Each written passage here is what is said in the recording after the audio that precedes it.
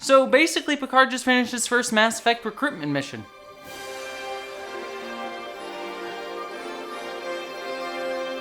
Hello interwebs and welcome to my review of the 4th episode of Star Trek Picard, or should I say 4? No, that's not how I do 4. Absolute Candor.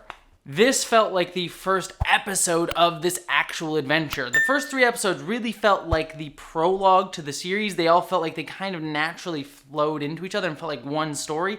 This episode felt like a self-contained story that fed into the larger narrative. I felt like I got everything that I wanted out of this singular hour of television to tell a complete fun story from beginning to end, as opposed to the first 3 episodes of Picard, which again felt like individual pieces of a larger whole. And it really makes me wish, thinking back on how, and I know other people have said this, that the first 3 episodes had all aired as one singular episode that had all been released at the same time. Probably would have made it work much better.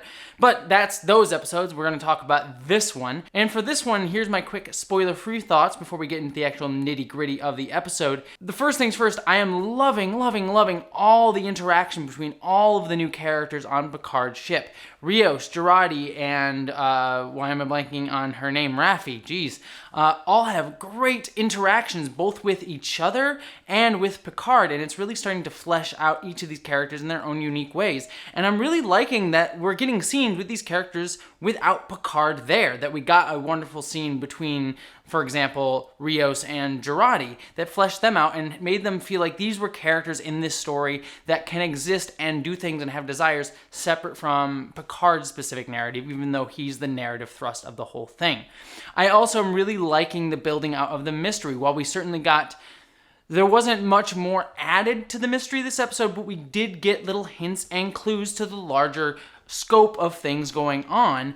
It started answering and making things a little bit more concrete for me and helping remove some of the confusion that I felt after last episode. Even more, this episode really started to flesh out different aspects of the Romulan culture in intriguing ways that really started to eliminate this idea of the Star Trek monoculture. Many times in Star Trek, they just rely on, this alien race is this way and only that way. Romulans are secretive, Klingons are aggressive. This episode started to break that down. We got to see a culture that had multi-cultures in it, build out the different aspects of a species and show like Romulans actually have more to them than just, being secretive, even though that's a defining trait of their culture as a whole. Finally, I'm also really loving the character dive on Picard here. Everything that happens in this episode feels uniquely Picard. It feels like it's grounded in this character, but has evolved him further from what we saw in Next Generation, as well as showing a character who has faults. Like, we're clearly seeing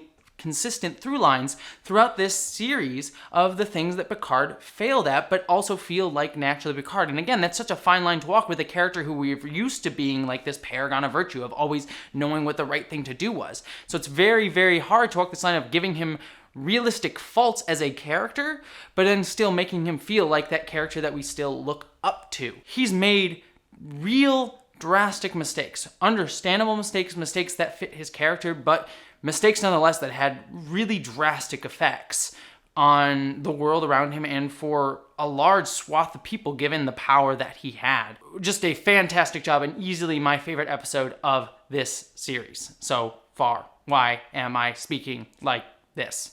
Okay, so that's my kind of spoiler-free review, but I'm going to get into all of it in my nitty-gritty analysis, so if you haven't seen the episode yet, stop here, come back once you finished it. Please come back, I need you. I'm so alone without you. If you've seen the episode, stick with me and we'll go into some spoilers, because that's the section that we're at. Wow, I do tend to be a little bit redundant at times, don't I? Alright, so this episode opens up 14 years ago again, just slightly before the flashback we got last episode, where we see Picard landing on planet Vashti, a resettlement colony for the Romulans. And we see that everything looks to be in order, everything's going well. People really like Picard and are thankful of Picard. One of the things that I like right up front, like I said in my spoiler-free section, we get to see a variety of Romulans here. We get to see Romulans of different skin colors, Romulans of different ethnicities. We get to see, a different type of cultural vibe for the Romulans in this setup that I really, really like, just seeing that breakout of the monoculture of the Romulans here. It also brings an interesting vibe to it, this sort of like British imperialist, American imperialist vibe of like Picard being this like British guy going in and visiting like a settlement, a colony that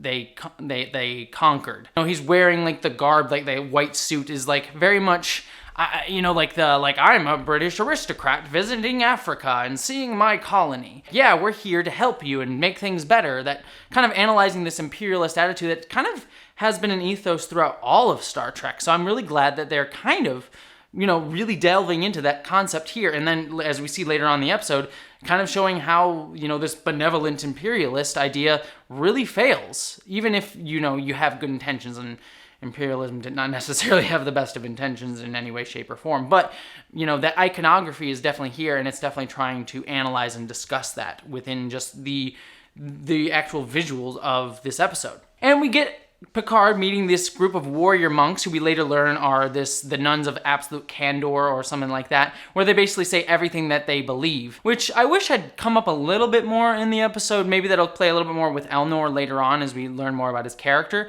But, the fact that you're being absolutely candid didn't necessarily play all that much in this episode.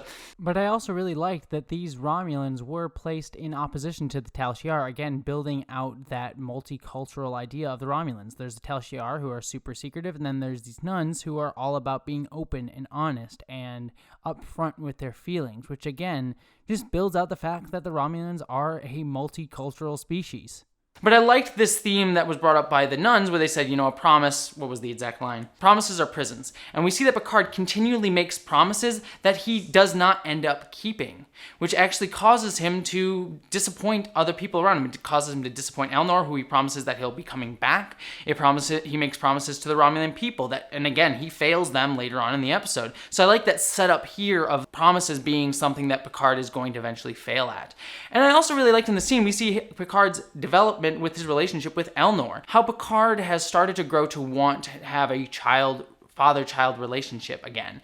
And I almost wonder, like Raffi says later on in the episode, it's like one impossible task at a time. And I wonder if Picard always saw having a kid as an impossible task. We kind of got hints in Generations that he had regrets about not having a child. And I kind of like seeing him become a surrogate father here in these scenes with Elnor, kind of finally building a relationship with a kid and feeling regret that he eventually abandons him overall at the end. For as quick as these scenes were, it had to set up a lot. That this guy who we know doesn't like kids at all, we've seen in many episodes throughout The Next Generation that Picard hated children, that he would realistically have a relationship with his child. And I think it does that really, really well with the short amount of time that we have, that he would really connect with this young kid of Elnor. Wonderfully done opening sequence. And that was all like 7 minutes. And there's so much to download in those opening 7 minutes. Just the show is so phenomenally dense, and I just adore it. All right, after the opening credits, we're on the ship, and we get that wonderful scene that I alluded to earlier between Jurati and Rios. Again, I'm just really liking that these characters get chances to interact with each other, and we get to kind of flesh them out as characters, and we get to learn a little bit more. Like, Jurati kind of reads me a little bit like Tilly from Star Trek Discovery, but a little bit more confident, more put together than Tilly ever was. Tilly has definitely a confidence problem. Jurati doesn't have that, but she's definitely someone who likes to talk a lot, to say a lot, to kind of interrupt people and kind of be like the thoughtful thinker one.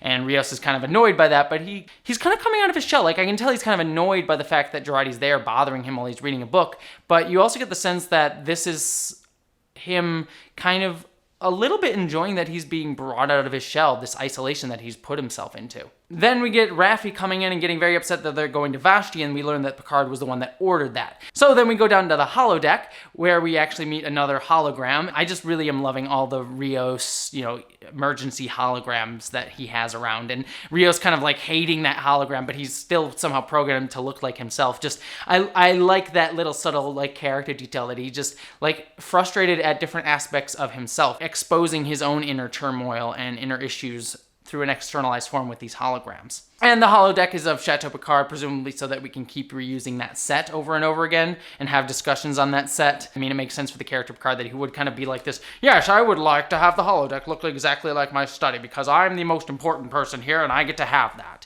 So it makes sense through his character. It also allows them to use the set, which is great for production. Okay, so then we get all the characters coming onto the holodeck. Raffi being really, really angry that they're going to Vashti. We get a lot of download about Vashti and information here. We learn about the nuns. We learn about like the power struggle in the area. And again, it kind of leads into this idea that Picard kind of abandoned things and he doesn't realize how bad things have gotten in his absence because he just didn't do enough. He left them. He abandoned them. And this area kind of went to crap. And as we see later on the planet, it became stricken with poverty. It became stricken with problems and ethnic divides that like subtly showing like Picard is so out of touch, especially in this scene where it's like he's like, oh yeah, this area is totally fine, right? And they're like, no, things have gone really terribly here. Just showing how out of touch Picard is with his own, the ramifications of his actions. I also really like that Raffi, even though she's very angry at Picard and she's like trying to talk him out of going to Vashti in the scene, she does have a nice tender moment where they pull aside and she gets to talk to him and say like, hey, one impossible situation at a time. We don't have to do that. It felt like a very tender moment between these two characters that she is still able, despite her anger and hesitance at being around him, that she is able to still pull him aside and have a heart-to-heart moment with him. That read like such a great building of their character, that she's able to challenge him but still be vulnerable for a moment with him. Then we got some scenes on the Borg Cube. I will talk about the stuff on the Borg Cube at the end just because it, again, feels like its own self-contained story going on. So I'll kind of download everything about the Borg Cube, even though we cut over to the Borg Cube at this point in the episode. Then we get to the Vashti orbit, and we learn that Vashti has basically a protective grid around it that only allows you access for like 1 minute before you can get in. And that sort of sets up later that, they can't beam just Picard out at the right moment when he's in danger, which is, I think, a very smart move. It makes sense given that the area around them is very dangerous. The area of space is very dangerous. Plays into like setting up an actual plot device that Picard just can't be beamed out at any point later on in the episode. So smart like mixing of the world building and also plot necessity. And that's something that Star Trek has not always done very well. So great job on that front. I also like how Picard says, well, can we get access? And just call them up and say that it's me, I'm Picard, right? And they are not impressed. Again, feeding into this idea that Picard doesn't really realize how out of touch he is with the entire situation. And again, kind of this ego, this hubris that he has, that he believes that he's more important than he actually is. Again, we're getting like subtle hints at Picard's flaws through even these tiny like plot beat moments. Just fantastic use of like using the plot to further character moments, even in small, tiny ways. Then we get down to Vashti, and again, we see the, poverty, the ethnic divide. We get that Romulans only sign, which is very, very telling for the situation. There's such a real ethnic divide. Though I do wonder, like, it didn't seem like there was anyone other than Romulans on the planet. I'm sure there's, like, humans that come in to help and things like that, like caseworkers or whatever. So I'm just surprised that sign just said Romulans only. It could have been, like, more, like, Northern Romulans. I don't know. It just read a little bit weird to me considering it's probably a predominantly Romulan colony. I mean, if we had seen like other races there, it would have made a little bit more sense, but I don't know. But it works for what it's trying to do. I mean, I guess racism isn't really ever logical, so what am I saying? Then Picard goes and visits the warrior monks, and we learn that they are still very happy with him, and he's asking for their permission. And then we meet an elder Elnor again, and we learn that Elnor is very frustrated at Picard. Picard sits down with Elnor to ask Elnor to bind his sword to his cause, and he tells him the story of basically the plot of the last few episodes. And again, we get this scene where Elnor asks, like, why do you want me? And Picard says, well, because you're young and you're able to fight. And Elnor gets really angry because he says, you're only here to use me. You didn't come here because you wanted to see me. You built this relationship with me, you cared about me, and then you only come back because I'm of use to you, not because you actually wanted to see me. And I can understand Elnor being angry. Again, building up Picard's character, that Picard has failed this guy, and it's kind of echoing what we saw with Raffi last week, that Raffi feels angry at Picard because Picard never went to see her. He never cared about her. He just sort of like washed his hands of the whole situation and walked away. Picard just does not realize, and he's just starting to realize that he has failed so many people on a very macro level of failing the Romulans and Romulan culture by just like giving up, even though he didn't necessarily want to, but that he failed even on small interpersonal ways. And we get a scene later when he's talking to the monks. The monk says that because you couldn't save everyone, you saved no one. I am really loving this thread of Picard that, he's this all or nothing guy. He's like, I couldn't save everybody. I retired and I washed my hands of it, thinking that like because he left Starfleet that all right, I'm out. I absolve myself of any responsibility. And I'm just really liking that this show is continually challenging him on that and saying, you walked away and you should not have. Even if it was not something that you could have done directly, you should have kept trying, you should have kept pushing. You shouldn't have just gone back to your vineyard and said no. Just really great, continually re-emphasizing this theme in new and intriguing ways. Yes, it's a bit repetitious, but it's repetitious in a way that is expanding on it in different angles and different ways, like his relationship with a child character, his relationship with Raffi, someone he sees as an equal, his relationship with the Romulans as a culture, his relationship with Starfleet, just all these people that he's failed in different ways. So we're getting the same idea just put through a different prism, and I'm just really liking seeing all the different rays that sort of projects. But Eleanor refuses to help Picard, and Picard goes out and is about to beam away, and then he sees the Romulan-only sign. And here's where I think that, it felt very real that Picard would throw down the Romulan sign and go and sit down and be like, all right, I'm just going to do this thing because, racism is wrong. That felt very Picard. It was very a Picard thing to do, but it's also felt very calculated. Like, there's no way that Picard didn't do that for a reason. He knew that if he did this, he would put himself in danger and that Eleanor would come and save him.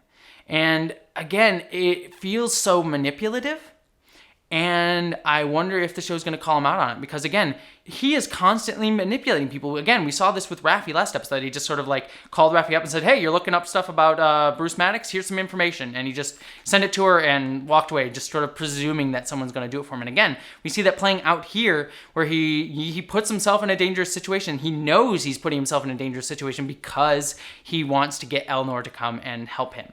He's manipulating it all the way through. It feels very Picard. It feels very like, yes, I know best for everybody and I can do whatever I want. But I like that this is showing a darker side of Picard that I really hope he gets called out on in later episodes. Just showing this, again, continual character flaws of this guy. And I think it's just really well done at feeling, again, this balance of feeling in character for him, but making it a flaw. Just elegantly balanced. Then we have a former Romulan senator come up to Picard and start challenging him. And again, I've harped on this point already in this video that, the Romulan saying, you abandoned us, you left us. And Picard saying, I'm so sorry, I didn't mean to. But is starting to acknowledge that he did fail them.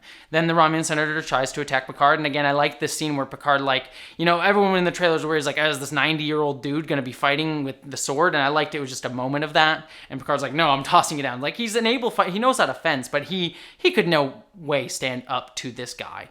He could in no way fight this big Romulan dude. So I liked that we're sort of acknowledging Picard's age. Eleanor shows up and defends Picard and cuts off the guy's head. And I know that that's probably going to bother somebody being like, oh, Star Trek's having this gratuitous violence. But I liked that later on in the episode when they beam up to the ship, Picard challenges Eleanor on that. It's like, do not ever do that again. Do not kill somebody. So yeah, it was a bit gratuitous. Again, I'm sure some people will have problems with Star Trek showing like a person's head literally getting cut off. But for me, I thought it was fine. And I liked that Picard at least challenged him on it later, that Picard had an issue with the Romulan getting his head cut off. That it wasn't like, oh yeah, whatever, gratuitous violence. Like, no, you killed the guy, and that was not okay.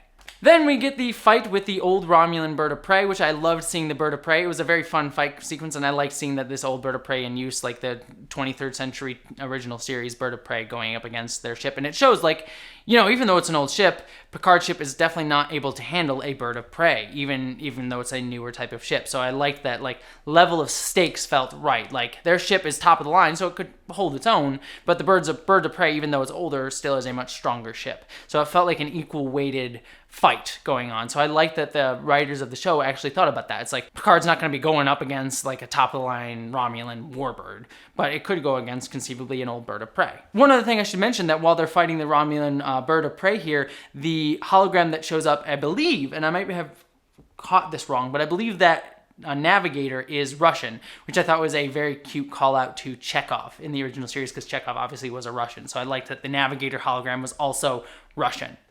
And then they get saved by a small ship, and they beam over the pilot, and who is it but 7 of 9? And I literally yelled, yes, because As much as I love Picard, 7 of 9 is one of my favorite characters in all of Star Trek. Which, by the way, if you want a good download on 7 of 9 stuff, Steve Shives just did a fantastic video on 7 of 9 yesterday, I guess, at this point. So go check that out. It's a wonderful video on 7 of 9. And I'm just so excited to finally have Jeri Ryan and 7 of 9 back. Even though we only got a taste of her in this episode, I was like, yes. I am so happy to finally see Jeri Ryan back in Star Trek. I'm honestly more excited to see what she's going to be doing next episode than I was Picard. That's just me, just because I connect with the outsider character more. I connect with 7 of 9 more than I do Picard.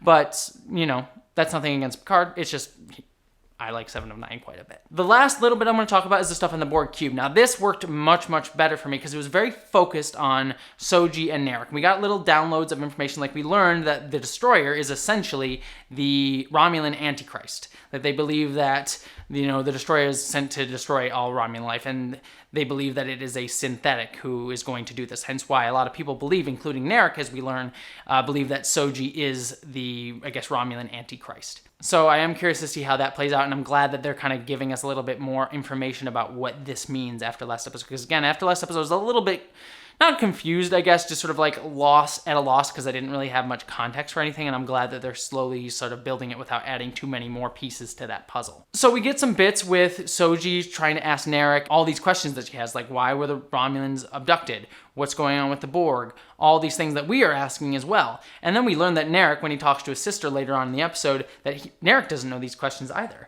And he is curious. But we also learn that Narek is, he's working with his sister to try to bring down Soji and also learn where Soji is from so that he can find who is building the synthetics and destroy them all so that they can destroy the Romulan Destroyer. Again, now I have a very clear idea what everyone's goal is.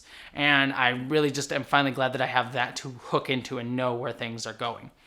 And the other thing I liked about these scenes on the Borg cube is we finally get a better development of Soji and Narek's relationship. I said last week in last episode that I didn't really buy Soji and Narek's relationship. I thought it was a bit too fast. And yes, clearly Narek is manipulating the situation, so he's kind of pushing it a little bit faster than he should, than he naturally probably would have. So that makes sense, but I still didn't read it all that well. And I just adored the scene where Narek and Soji go like racing down the Borg hallways doing the ancient Borg ritual. It just felt very real, felt very jokey. It felt like a very sweet scene that really started to build them as characters who could conceivably start to have feelings for each other. Because again, I believe that the goal of this arc for Narek, my guess is that he's going to fall in love with Soji, start to see her as a person, not just a synthetic, and that he's going to eventually betray his sister. Because we can see with the later scene with his sister that he and his sister have a very contentious relationship. I mean, she chokes him out.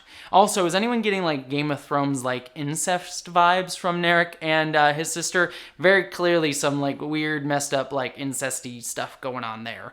At least on her end. I'm not so sure about Narek, but his sister is definitely giving off the like weird incest vibes. So I believe that that's the arc that they're going down, and if they're going to do that arc, I have to believe that Narek would betray his entire world ethos for Soji. And I'm liking that we're starting to get a build out of their relationship in these small, cute scenes between these two, and it worked for me and it read for me. But I also like her kind of pushing back against him, saying like, screw you, when he kind of puts this seed of doubt in her mind that maybe she doesn't remember everything that she should.